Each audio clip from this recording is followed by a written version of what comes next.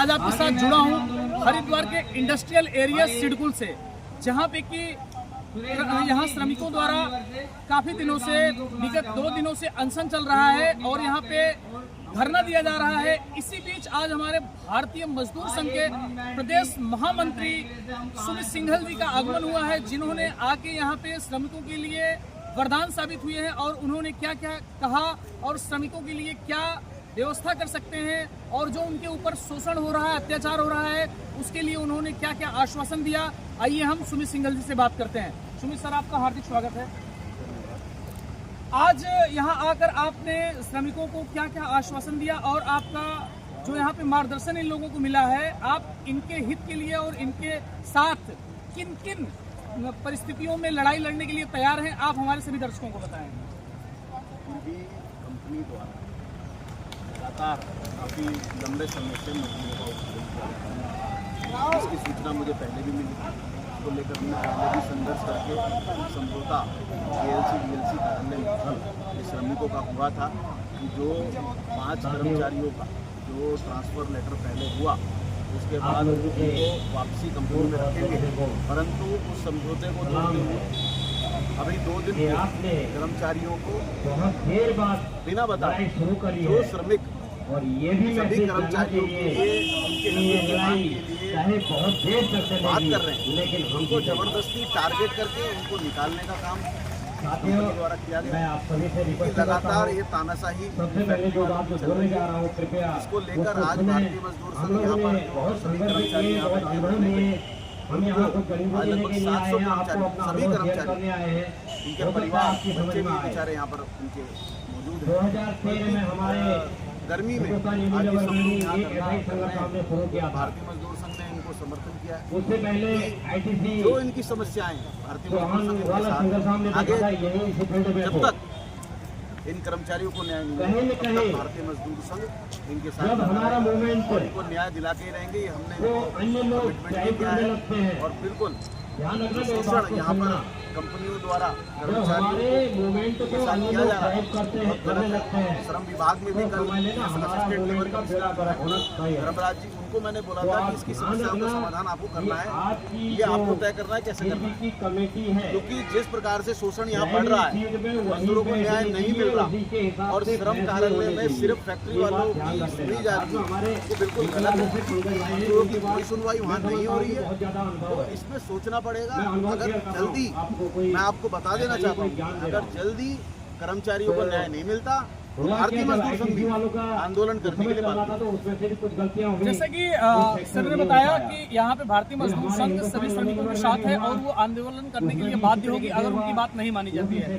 Sir, मैं आज आपके माध्यम से ये कहना चाहता हूँ और आपसे पूछना भी चाहता हूँ, जैसे इस सिडकुल इंडस्ट्रियल एरिया में काफ़ी ज़्यादा रेट जो हमारी सैलरी में बढ़ता है, पैसा बढ़ता है, कुछ कंपनियों में आज तक नहीं बढ़ा है और जब उनसे बात की जाती है तो वो बताते हैं कि हम मजदूरों को टर्मिनेट कर देंगे, तो उसके लिए आप क्या कहना चाहते हैं? मैं यही बताना चाहता हूँ कि जो शोषण कर्मचारियों का प्रबंधन द्वारा किया जा रहा है, आज लगभग 1 वर्ष पूर्व मार्च 2024 में ये न्यूनतम वेतन कर्मचारियों का बढ़ा, वो भारतीय मजदूर संघ के प्रयास से बढ़ा, उसमें सरकार का भी हमें सहयोग मिला, तो 25% मिनिमम वेज बढ़ा, परंतु कुछ फैक्ट्री प्रबंधन, मैं समझता हूँ कि 70 से 80% फैक्ट्री प्रबंधन वो न्यूनतम वेतन जो मजदूर को मिलना चाहिए वो न्यूनतम वेतन नहीं दे रहा, जिसको लेकर आज उन्होंने वो हाई कोर्ट गए।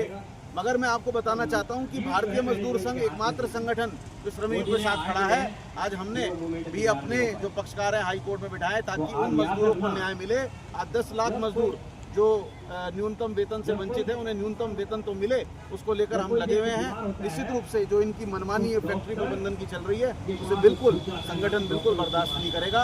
एक हमारी जो सोच है, हमारी जो विचारधारा है, ये है कि देश हित, उद्योग हित, मजदूर हित, तो सब सर्वप्रथम देश, उसके बाद हमारा उद्योग और हमारे कर्मचारी, उस नीति से भारतीय मजदूर संघ काम करता है। परंतु हम उद्योग के लिए दिन रात सभी कर्मचारी मेहनत से काम कर रहे हैं। उनको आज आप देख रहे हैं कि एक प्लांट से 10 प्लांट बना रहे हैं, सब इतना बढ़ रहे हैं, मगर मजदूरों को क्या मिल रहा है? उनको तो न्यूनतम वेतन भी नहीं मिल रहा।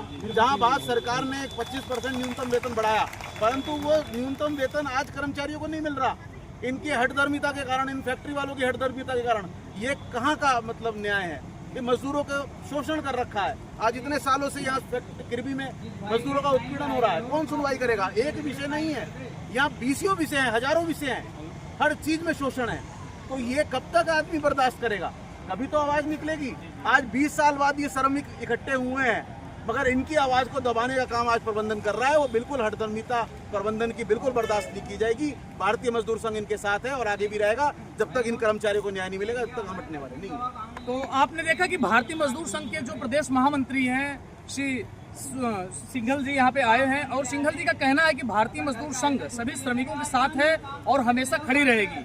तो देखते हैं कि कल जो मांगे हैं, जो यहाँ पे उच्चाधिकारियों से बात की जाएगी, उसके लिए किन किन मुद्दों पे और किन किन मांगों को लेकर बात करते हैं। आइए प्रमुख मुद्दे हम जान लेते हैं अपने भारतीय मजदूर संघ के प्रदेश महामंत्री जी से। प्रमुख मुद्दे जो कर्मचारियों को निकाला, सस्पेंड किया, सबसे प्रमुख मुद्दा वो है अनावश्यक। जब उनको लगता है कि भाई कर्मचारी एक हैं, तो जानबूझ के जो बेचारे कर्मचारी उन सभी कर्मचारियों की बातों को उठा रहे हैं, जो एएलसी डीएलसी कार्यालय में एक कमेटी के माध्यम से जो एक खड़ा, जिन्होंने हौसला एक दिखाया उन वर्कर्स के लिए बात करने का, उन वर्कर्स को उनको निकाल दे रहे हैं बिना नोटिस के, बिना कोई कारण के। ये कैसी हठधर्मिता? ये तो पहला विषय है। दूसरा, इनको वेतन सही नहीं मिल रहा। दूसरा, जो इन्हीं का सेम प्लांट हैदराबाद में, वहाँ जो वेतन मिल रहा है 50-60 हजार रुपये वेतन कर्मचारियों को मिल रहा है, यहाँ क्या मिल रहा है 25,000-20,000 रुपये। तो कैसा एक, मतलब ये जो गलत इन्होंने कर रखा है, एक जगह दूसरी नीति, दूसरी जगह दूसरी नीति। मतलब उत्तराखंड में जहाँ सरकार के जो सब्सिडी ये प्लांट्स, ये फैक्ट्री वाले ले रहे हैं, जो सारी सब्सिडी का लाभ ले रहे हैं, टैक्स रिबेट ले रहे हैं, इसलिए ले रहे हैं कि मजदूरों का उत्पीड़न करना है। तो ये जो दूसरा विषय वेतन का लेकर है, और भी सारे विषय हैं, उसमें बोनस वाला विषय है, उसमें ESI PF का विषय है, उसमें बहुत सारे ऐसे विषय हैं जो गंभीर हैं, जिसके लिए मैं कहता हूं कि आज देश की सरकार भी जो विषय को सोच रही है, प्रदेश सरकार भी सोच रही है। प्रदेश सरकार भी नहीं ये चाहती कि उत्पीड़न हो, मगर कुछ अधिकारियों के कारण, कुछ फैक्ट्री प्रबंधन की हठधर्मिता के कारण ये विषय हो रहे हैं, जिसको आज समझकर उनको आज दिखाना पड़ेगा। और ये अंत की हो चुकी है उन फैक्ट्री प्रबंधन।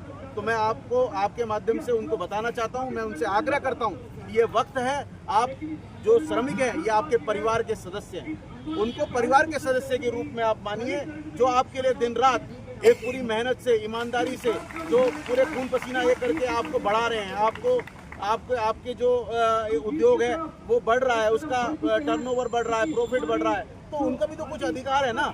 जो बेसिक रिक्वायरमेंट जो श्रम कानून में है, जो बेसिक रिक्वायरमेंट सरकार ने तय करी है, ये किसी ने नहीं तय करी है, श्रम कानून में आज से नहीं, कब से है।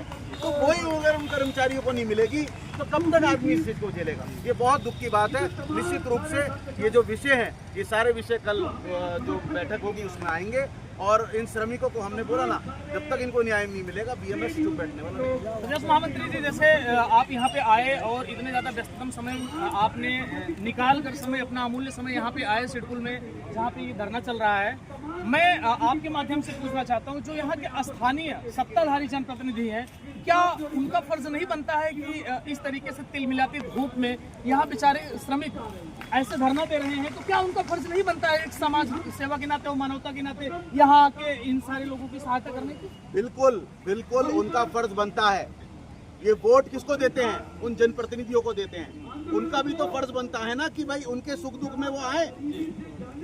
आज वो आपको जिता रहे हैं, किस लिए जिता रहे हैं? इसलिए जिता रहे हैं कि जो उनका अधिकार है वो उन्हें मिले, जो उनको बेसिक चीजें हैं वो उनको अगर नहीं मिलेगी, अगर आप उनको नहीं दिला पाएंगे तो फायदा क्या ऐसे जनप्रतिनिधियों का? तो क्या हम अप्रत्यक्ष रूप से ये कह सकते हैं कि जो ये हठधर्मिता कंपनी का मैनेजमेंट करता है, उसमें किसका संरक्षण अप्रत्यक्ष रूप से प्राप्त हो सकता है? बिल्कुल बिल्कुल, मैं आपको इस बात को बोलता हूँ, कुछ लोग हैं, मैं हर बार इस बात को बोलता हूँ, कुछ लोग हैं वो इनको संरक्षण देते हैं। इसी वजह से वो लोग, कई लोग ऐसे हैं जो नहीं आते हैं जानबूझकर, क्योंकि वो आएंगे तो उनका जो साठ गांठ है वो कमजोर पड़ेगी। उनको मतलब नहीं है मजदूरों से, उनको मतलब नहीं है किसी और चीज से, उनको मतलब है सिर्फ अपने जो दोस्ती इनकी फैक्ट्री वालों से है, उनसे उनका मतलब है। और जब चुनाव आते हैं तब ये मजदूर उनको याद आते हैं। तो मैं बताना चाहता हूँ ऐसे जनप्रतिनिधि भी जल्दी सचेत हो जाएं।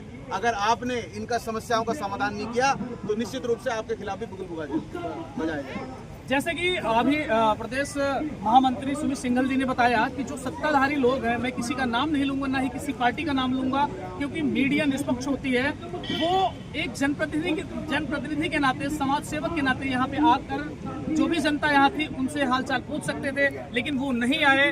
और मैं आपको यहाँ दिखाना चाहता हूँ कितने ज्यादा अधिक संख्या में यहाँ पे पीछे देखिए आप प्रोटेस्ट कर रहे हैं, इन श्रमिकों के लिए आवाज उठाए। मैं सूरज उपाध्याय, सबसे तेज प्रधान टाइम्स हरिद्वार सिडकुल से हमारे कैमरामैन ललित के साथ मैं, नमस्कार, धन्यवाद।